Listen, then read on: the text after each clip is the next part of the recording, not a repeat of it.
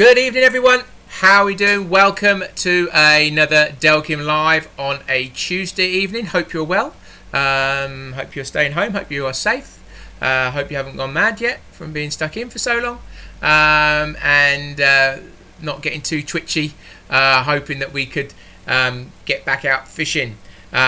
We shall see what happens. I have my fears that we won't be doing much for a while yet. But there we go. Let's see. Let's hope the other countries that have lifted their lockdowns have their success, or else we may well be stuck for a bit longer. But so be it. What can you do? It's more important things in this world than going fishing. Really, not to everybody, but let's hope we can get back soon enough once it is safe to do so. We don't want to put anybody at risk doing anything in this world, do we? How are we doing anyway? What are we going to do tonight? Well, what I wanted to show you was really what is a Delkim, or what makes a Delkim better than every other buzzer on the market, basically. What makes it so superior than everything else that's out there in terms of how it detects line movement. Okay, that every other bite alarm on the market works on the roller. It goes round and round in some form or another. The line will pull it. It will do various things. Ours doesn't do that. Ours works in a completely unique fashion, and we believe, and some others might not, but we believe it is by far the best way to detect line movement. And also going to go over a few things where people might be coming onto the brand, joining the Delkim family, getting alarms out, vibration alarms out for the first time, going, what's going on here? It's doing all different things to what my roller buzzers did. There's something wrong. No, I want to just go through a couple of those things as well, just to show you they work in a different way.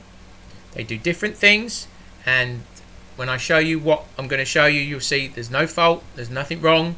It's the way they work, and they've proven to be fantastic alarms now since 1992. I forgot my own history. Should have gone back to last week's Facebook Live, Delkim Live. So, yeah, vibration has proved to be by far the best way of detecting live movement when used correctly. Some people can't cope with it, and some people don't know how to set it properly. Some people go away, they come back. Hey, that's fine, and we're going to show you what's going on. Let me see. Lewis Jameson, what about a Nash R3? All work on rollers. Every single bite alarm out there works on a roller system of some description. Ours does not work on a roller. It works on vibration only. So that's why it is better than any other bite alarm on there. Okay, so when you use it correctly, if you use it wrong, anything you use wrong, it's not going to work properly. So there we go. Right, so let's just make sure we've got people with us today. Double checking. Yeah, we've got plenty with us. Lots of people on YouTube. Hello, YouTube people. That's growing quite a lot. And we've got plenty on there, and obviously we're on Instagram as well. This might not come out as well on Instagram as it possibly could. I'm trying to keep it as central as possible, but I've got more to show you tonight as we go on. So, what is in a Delkim bite alarm? I have done this a couple of times, and I'll show you again. This is what's inside. Okay, you quite clearly see there. Okay, there are no moving parts. In terms of the line detection, you can call a rotary controller moving part, but there are no moving parts in detecting a line on a Delkim bite alarm. Never has been since we made our own ones, and as far as we're concerned, I don't see any reason why there would be, because this does everything we need it to do. So, what's on there? That is and I have done this, but we'll do it again, a piezo sensor. Okay, piezo ceramic sensor. And a little line guide made out of PEEK material, which is highly heat proof, so never cuts, no matter what you pull through it. And that's what's inside them. Okay, and that's what makes our alarms better than everybody else's. Okay, and that is point number one. And the reason it makes it better than everybody else's, and let's just check this on, is that the line doesn't have to physically move for it to pick up what's going on.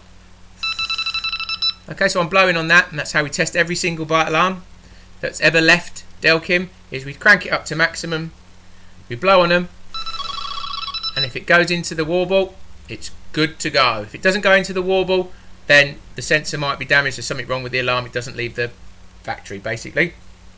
And that is always a good test for you guys. Whenever you feel there might be a sensitivity issue or response issue with your alarms, new or old, doesn't matter. Turn them up to maximum. On the older ones, put them into plus. Blow on the sensor, like you're blowing into a flute or, you know, like an instrument. Don't give it a big, you're just blowing fairly nicely, and then it should go into that alternator. So if you're having to blow really hard or it just doesn't get there, then it's probably the sensor might be damaged and you need to do something about it. Okay, get it back to us. We can have a look at it for you. Okay, so that's one of the things that makes it different to everybody else. So it works on vibration, guys. So that's the big difference. So if something's moving, vibrating the alarm, it will set it off. And that's where people who come from wheels start to get a little bit confused. And let me show you one of the things I get asked a lot of times, okay, especially since the new ones. A lot of people have come over to Delkim and swapped from other brands since we brought out the txi-d and EVD. So let me switch to camera 2. Hello, camera 2. Okay, so I've got no, and to show you it's the same with whether it's the old or the new, I've got two txi-ds and a txi plus in the middle here. Okay, I've got the volumes up and I've got no rods on them at the moment, and this is what happens to people quite a lot. And what they'll do is they'll get them all set up, and they do it in the shop, or they do it in they're at home as soon as they get up and running. And what they'll do is they set them all, and then they set one off, and it sets them all off. Okay, I'll do that again. All I'm giving that little tap, and they go, oh, what's going on here? What's going on here? There we go. What's going on here? Right. If you've got the sensitivities turned up, sound is a vibration. Okay, so any sound is a vibration of the air. And what's that doing is, because you've got no line on the sensors, okay, and you've got the volumes quite up and the sensitivities are up and everything's going off there, it's vibrating the air. So the sensors are that sensitive, is that they're picking up the vibration of the air. Right, as soon as I put a rod on it, okay, I'll put a rod on this one, and I'll put a rod on this one. Hold on, excuse me, it's going to beep while I'm doing it, just lift it up. Put a rod on that one, and now it's not happening. Oh, excuse me, it's because I'm knocking this one. Okay, so I'm pulling that one, and now it's not happening. Okay, so that is part of the first thing that people get confused of, is that they work on vibration. So if I start bashing things about and things start moving, they're going to get set off because they're vibrating. Now that is, might annoy you in one respect, but you need to learn how to use the product in another. Vibration is there, and the great thing about it is it picks up straight away. Let's just do that. That's because I'm knocking this now because it's vibrating. Let's just get this right, so you wouldn't have it, generally you wouldn't have everything cranked up to maximum, all the volumes up. So this is not the most stable of setups, I have to say. But if I turn this sensitivity up, there you go. So what I'm getting there, that is hardly moving, but I'm picking up movement. So you get the up and down movement. Okay, that's the same as a wheel. Okay, that's the same as a wheel, but you're also getting this tap. So tap of the lead. You can't see you can just about see my hand there. Okay, I'll bring it in there. Okay, so that is pre-indication of a bite. Okay, without a shadow of a doubt, if something's going on at the business end, that is being picked up by the alarms, and a no roller buzzer in the world is going to pick that up. Okay, it just can't, because it doesn't work in the same way. Okay, so fish moves into the swim, knocks the line, or you might be liners. It's giving you information about what is going on at the business end. Suddenly you're alert if you're by a snag. Okay, so suddenly you're alert, and it belts off, and you're on it straight away, and you've struck. Rather than sitting there waiting, then you get a run, then you got to get out your chair, then you got to go and strike, and then it's in the weed, or then it's in the roots. Then that is one of the big differences. One of the other differences, okay, and if I turn this down, I'm doing it a bit cack-handed because I've had to switch back. So let me get that setting back where I want it, okay. Another thing that people will throw a criticism at, or will not quite understand, is that it can move slowly and also not go off. But that's actually a positive, and I'll show you why. I've turned the sensitivity down. Let's say it's a really, really windy day, choppy, or there's undertow, you've got fishing a long way out, bow in the line, it keeps straightening out. If I now move this slowly, I'll try and do it with my hand on the desk. Oh, I can't do it slowly enough, hang on. Without jogging it. Let me just turn it down a bit more, adjust it correctly. So if I move that, let's turn it down a bit more. This line is quite heavy. There we go, that's better. So you think it's not working, but as soon as I get any sharp movement, it sets it off. So let me do that again. I'll move that. I'm doing a bit of a shaky hand. So somebody will go, your alarms don't work, mate. If I pull it slowly, it doesn't go off. But that is actually a benefit, because you don't want false bleeps. So with a roller, even with various different ways that they try and get over it, eventually you do get false bleeps if you get continual movement. Whereas that can go at a continual pace forever and a day, depending on how you set it. And then when I get any sharp mix set, so if I turn it up a little bit more, let's just get that balance. I'm a bit ham-fisted today. Again, I can pull that. But then as soon as I get a run, that will go off. So again, that's a huge benefit from having a vibration system over a roller. Not only can you turn it up and not show every knock and pull, you can also turn it down and avoid slow movement. And if I can stop my hand from jolting, this is a very, very twisty line, I have to say. But if I can pull it smoothly, I can still... There we go. I've turned that up. So even at higher levels of response or sensitivity, I'll just see if I can turn that up to where I would fish normally. You'll still avoid those false... No, I can't pull that slowly enough. But you'll still avoid those false...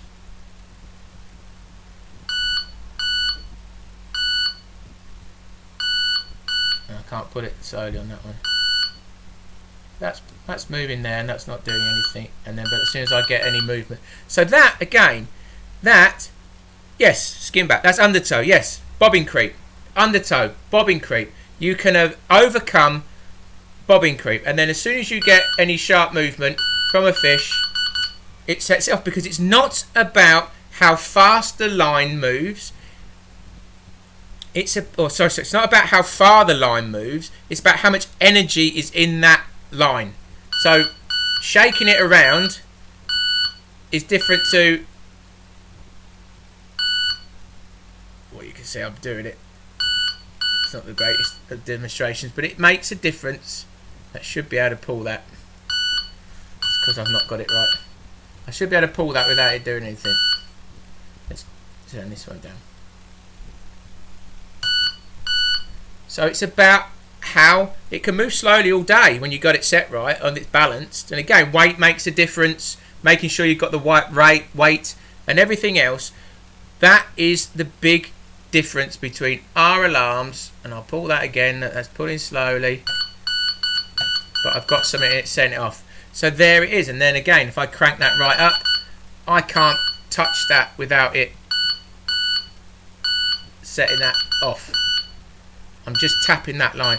And you can use that. It is usable, especially now with the beat speed. I'm not going into how to set it. I'm telling you what the differences are today. So I'm not telling you, we've done a whole thing on how to set it. But what I'm just trying to show you is what is the difference and what happens. So, and another thing, you know, it does work on vibration. So if you're going to get vibrations, it's going to set it off. So people who necessarily don't use, let's come back to me, who've switched from rollers to our alarms, don't necessarily understand. It takes not long, a session, just to understand that it doesn't necessarily have to move for it to go off. And they think, well, what's going on? I'm getting loads of false bleeps. No, it could be that you've got actual movement. You've actually got a fish in the swim. And people that are fishing go, I just want it to just go off when I get a run.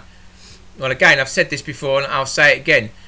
If you're just sitting there and you're not interested in anything else that's going on in your swim, all that time and effort you've put into your rigs, baiting up, location, whatever it is that you've put the effort into, and you're prepared to just sit there, not know that anything's going on ever, and just hope you're going to get a run out the blue, then you're certainly missing a trick. Because at least you'd know, if you're sitting there, I'm tapping the line as I'm doing that, if you're sitting there and suddenly, it might be you're not getting much action, but suddenly you get a few little beeps, you think, or you might see a fish move, or you might just think, I've got a liner here, something's going on at the business end, then at least you know you're in with a shout. If you've got absolutely nothing going on, you don't know anything. Sometimes you can get knocks on the rod tip with a roller, you don't even get any beeps, yet a fish could be on and it can't, it's not moving anywhere. You still get beep beep beep with ours as it taps the line. So there are huge advantages to our vibration system. Whether you believe there are an advantage to you or not, I can only show you what they do, and it's for you to interpret whether that's a benefit. Again, interpretation is key in anything. You need to look at what's happening, or what's happened. Is that a fish? Is it not? Was that a liner? Did something brush the line? Again, all those things, but that is the huge benefit of having vibration over any roller buzzer. A roller buzzer has to move. Again, another advantage would be, might not be for carp fishing, but if you want to fish, you used to in the old days, monkey climbers and open bay alarms, but the line only has to just skip over the sensor. It doesn't even have to, in fact, I can show you that now. It doesn't even, let me open the bay alarm up on this one, and I'll switch back to this camera just to show you how. Right, I am just skipping the line over the sensor. It's going through there. I'll even take it out there just to show you that it's not anything to do with that. Right, that line is the weight of the line just touching the sensor, and it's still going off. Now, no roller is going to do that because it's not going to have the it's not going to have the grip to turn the roller, so just skip over the roller. So again, another string to the bow of it's a corny phrase, string to the bow because it works like that, of a vibration alarm over any other alarm. Okay, so that's one of the key things. So let's just see if anybody's got any questions on that, if you believe me or not, as the case may be. Let's just have a look. There's some bits coming in. Let's just see. I've seen some people with this. What's this?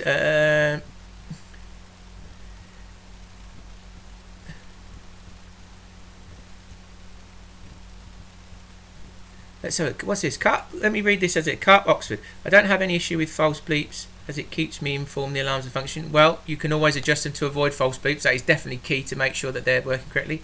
But I do feel there is a benefit to know the direction of the bite, like what you get with a roller. Is there any scope for the bobbin to give indication other than its vertical movement? So you're talking about drop back differentiation. Okay. I will put my hand up and say that is the one thing that we don't have, is drop back differentiation. But if the line goes slack and it all drops back and it skips over the roller and it's got no weight to pull it down anyway and it can't turn the wheel, then what difference does it make whether you've had drop back differentiation or not? Are you not going to move or look or see what's happened, whether you've had a beep? Do you not look, it was going forwards, I'm not going to bother. Oh, it's going backwards, I might bother. I don't think it makes any difference. A drop back is only as good as the weight you've got to take it up. Ours are more sensitive than anything about picking up any line movement. So in fact, they would pick up a drop back more effectively than a roller buzzer, because they would have the ability to sense the sense the line better.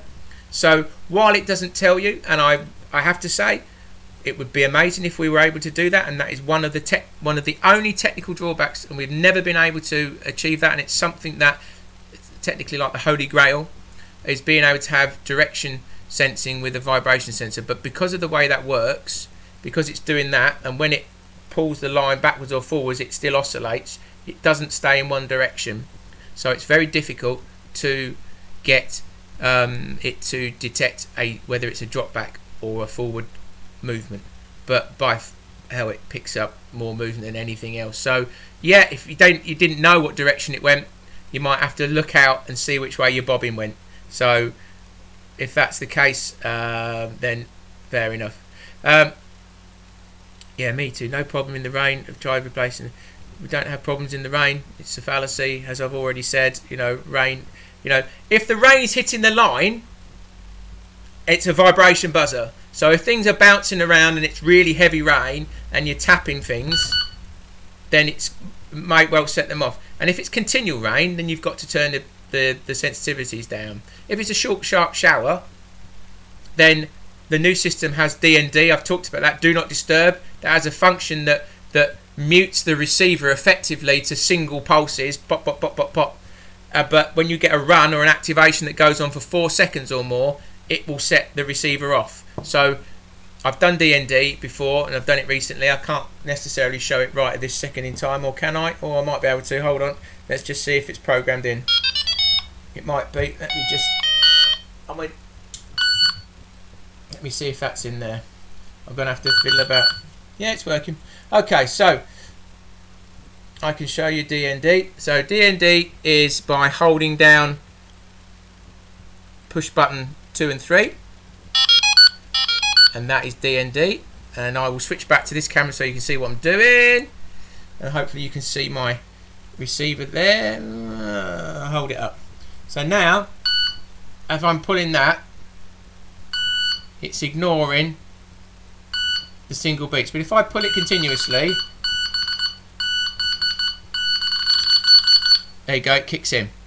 So that would be the equivalent of when you've got your heavy rain shower and everything's bouncing around. You can turn that function on. It will mute the receiver. Obviously, you'd probably have the volumes down on your alarms. I had the volumes up there for demonstration purposes, but you'd have the volume down on the alarms, and therefore you wouldn't get that continual disturbance. And then when the shower passes, you turn it off just by holding the 2 buttons down.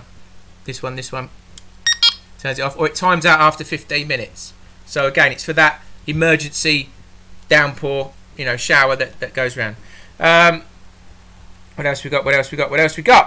I tell you what, something that somebody said, just going off piece. Hopefully that covers, why vibration is, beneficial over a roller buzzer. I don't have any roller buzzers. Don't have them on site, just to say. So, it's a case of, we've done it for a long time. We must be doing something right. And, since 1992, we've had the vibration, and it really has proved what's going on. So let's have a look. Glencoe, good evening, Lee. Are you guys still supplying tackle shops? We are trying. If shops are open, then we've got very limited staff. But we are managing. If they're ordering something and they need something, then we are trying to supply them with product as best as possible. We're not able to do the other parts of the business at the moment as we would like, and obviously we're trying to work around that as best as possible. But yes, if shops are open and ordering, then we can supply them. So if you did want any bits, get to your local shop, try and support them if they are open. They're trying their best to keep going. We don't want them to fold, do we? Or else we'll have no business. Everybody have no business. So let's support them. Let's have a look. Anybody got any other? There we go. Yeah, John Davey. I've covered dropbacks.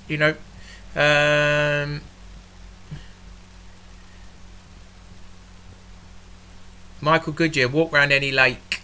Okay, Michael, they're on there just to see what they're doing. You know, I'm showing you in a studio. Well, in my garage. I call it studio. You know, we've been using for so long. There are videos. Caller have done a huge amount of videos for us. They use our products.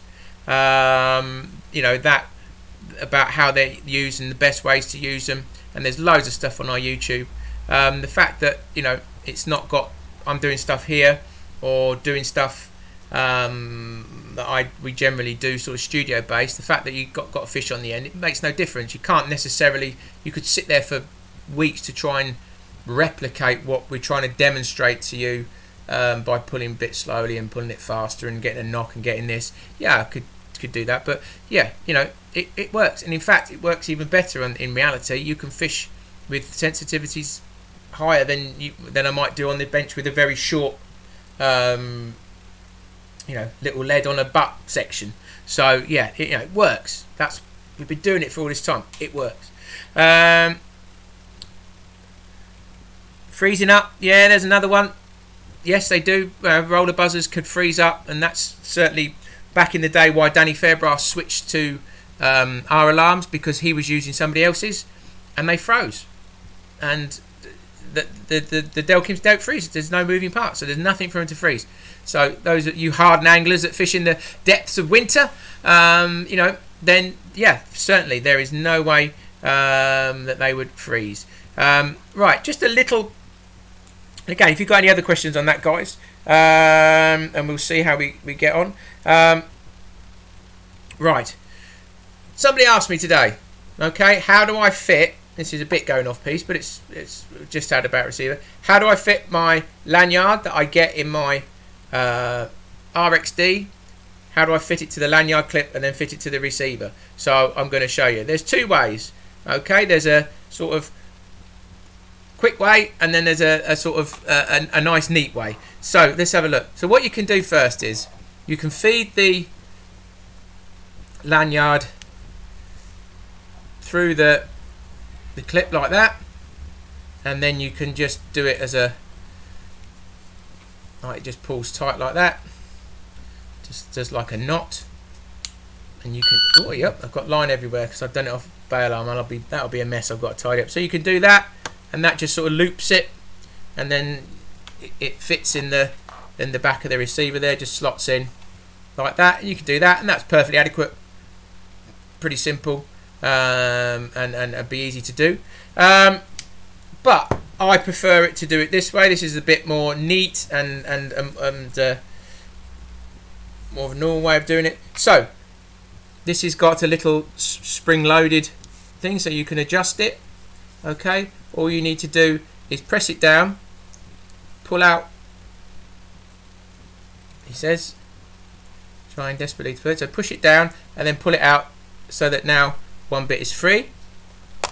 You can then just thread that through your clip, and then you just press that down and then poke that back through, and it will come out the other side. There you go, like that. And now that is threaded onto your lanyard, and then that's just a neater way, in my opinion, of doing it. That goes in that goes in either way, so you can have it horizontal or vertical. Probably I'd have it horizontal. So there, that's neater then, and that can flow through it, so it's easily adjustable. So that's the way I would do it. Or you can just do the loop method, just feed it through and do the loop. Okay, I hope that answers that question. Who was it that asked that? That was somebody on Facebook. Who was that? Just so that I know and can refer to you. Can't remember now. Sorry. I'll look back. Man looks at laptop. Oh, here we go. Aaron Roswell. Or Aaron Rosewell. There you go, Aaron Rosewell. Hopefully that answered your question. Let's see if there's any more before we go. Then I'm going to go and have me dinner.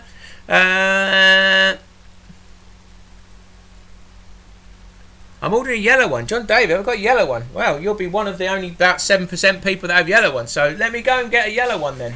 I think I've got one here. Just bear with me. Bear with me. It disappears. See if I've got a yellow one. I don't know if I've got a battery in it though. Have we got a yellow one? There's a yellow one. Have we got a battery in it? I have.